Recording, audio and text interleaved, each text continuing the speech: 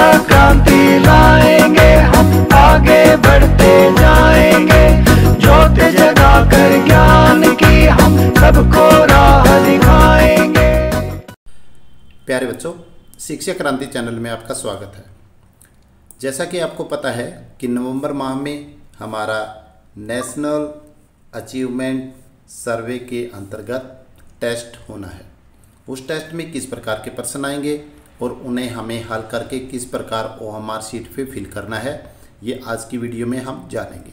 तो इस वीडियो को आप शुरू से लेके अंत तक जरूर देखना, ताकि आपको अच्छी तरह पता चले कि हमारा जो EVS प्रवेश अध्ययन है उसमें किस प्रकार के प्रश्न बनते हैं और उनको हम हल कैसे करेंगे। तो चलो शुरू करते हैं आज का टेस्ट। हमारा विषय है EVS। जो प्रश्न नंबर 26 यानी कि प्रश्न नंबर आज की वीडियो का पहला है, आशा के परिवार में उसकी माँ, पापा, भाई और बहन है, तो वह कौन से परिवार में रहती है। तो जिस परिवार में केवल माँ, पापा, भाई और बहन हो, उस परिवार को हम क्या कहते हैं? उसको हम कहते हैं एकल परिवार। क्या कहते हैं?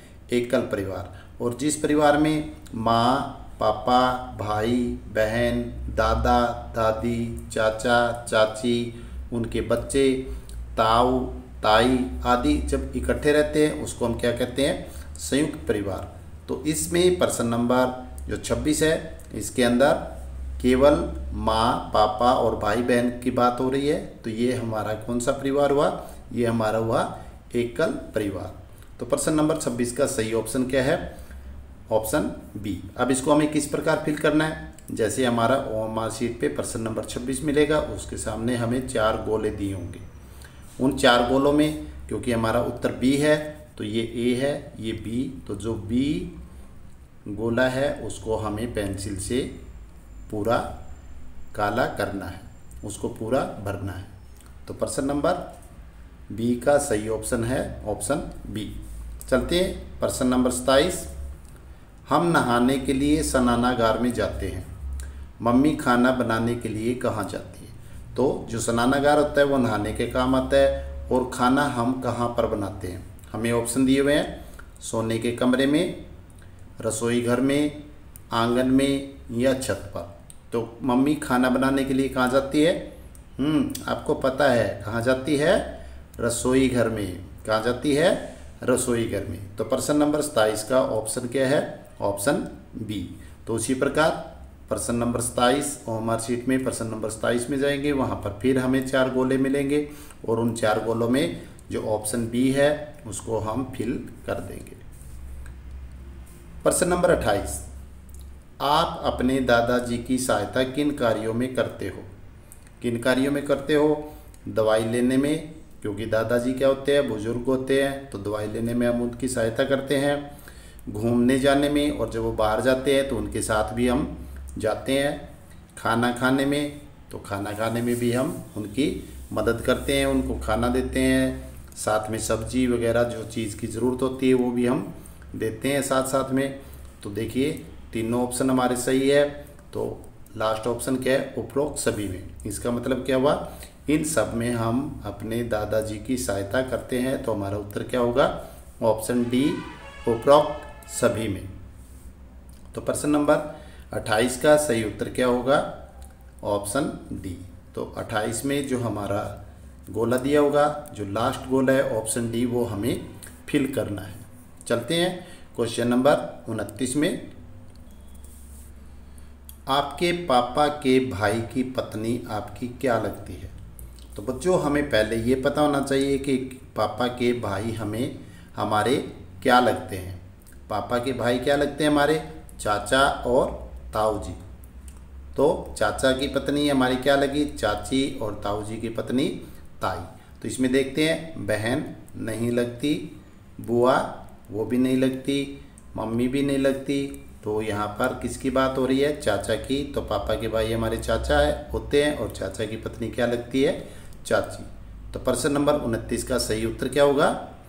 पापा के भाई की पत्नी हमारी क्या लगती है? चाची। प्रश्न नंबर 30। मधु के परिवार में दादा, दादी, चाचा, चाची साथ में रहते हैं, उसका परिवार कैसा है।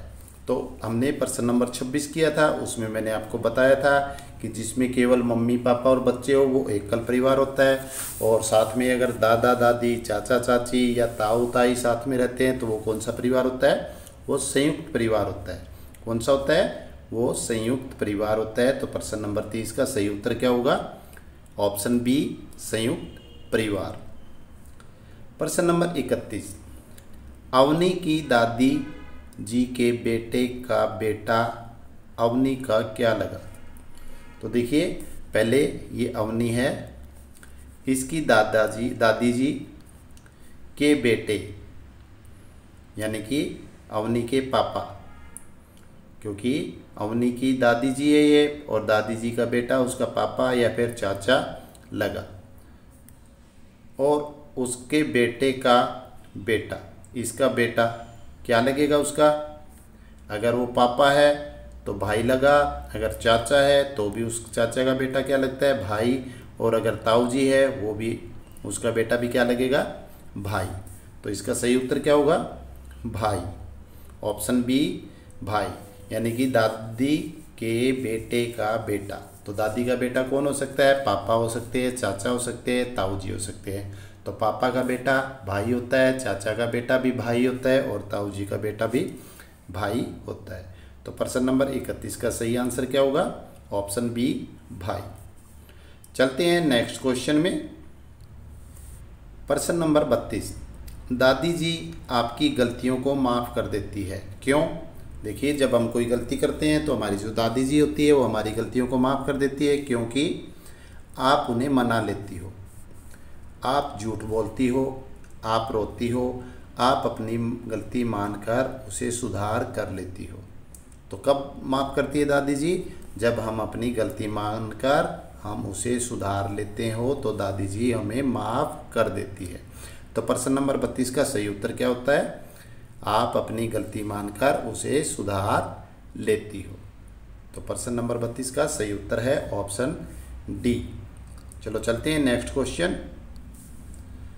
केशव का अच्छा दोस्त कौन होगा।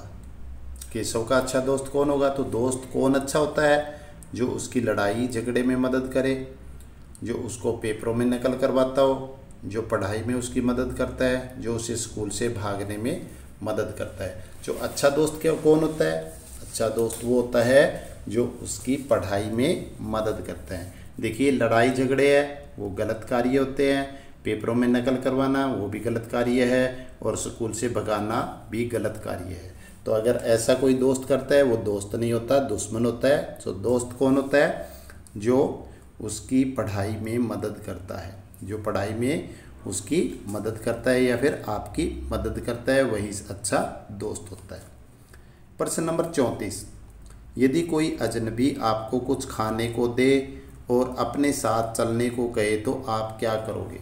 कोई भी अजनबी जिसको आप नहीं जानते और वो आपको कुछ खाने को दे या फिर अपने साथ चलने को कहे तो आप क्या करोगे, साथ चले जाएंगे, उससे झगड़ा करेंगे, खाने की चीज़ें ले लेंगे, भागकर किसी बड़े को बताओगे।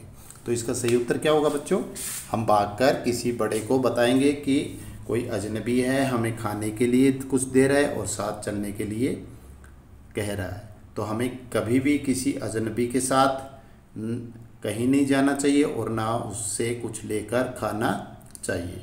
तो प्रश्न नंबर 34 का सही उत्तर क्या होगा, हमें भागकर किसी बड़े को बता देना चाहिए।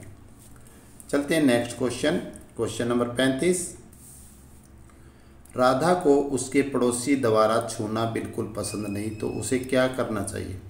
जो राधा है अगर उसका पड़ोसी उसे छूता है और उसको पसंद नहीं तो उसे क्या करना चाहिए, दोस्तों को बता देना चाहिए, माता पिता को बता देना चाहिए, अध्यापक को बता देना चाहिए या फिर सभी को बता देना चाहिए। तो देखिए इसका आंसर क्या होगा, उपरोक्त सभी। जब भी हमें कोई छूता है और हमें बिल्कुल पसंद नहीं है तो हमें क्या करना चाहिए बच्चों, हमें अपने दोस्तों को बता देना चाहिए या फिर माता पिता को बता देना चाहिए या फिर अध्यापक को बता देना चाहिए। किसी न किसी को हमें ज़रूर बताना चाहिए ताकि वो बात आपके माता पिता तक पहुंच जाए। तो इसका सही उत्तर क्या होगा, ऑप्शन डी उपरोक्त सभी का मतलब हमें दोस्तों को, माता पिता को या फिर अध्यापक को बता देना चाहिए। तो बच्चों आज हमने प्रश्न नंबर 16 से ये 35 तक कुछ क्वेश्चन किए हैं। तो मुझे उम्मीद है कि आपको अच्छी तरह समझ में आ गया होगा। तो आज बस इतना ही। अगली वीडियो तक bye bye and take care.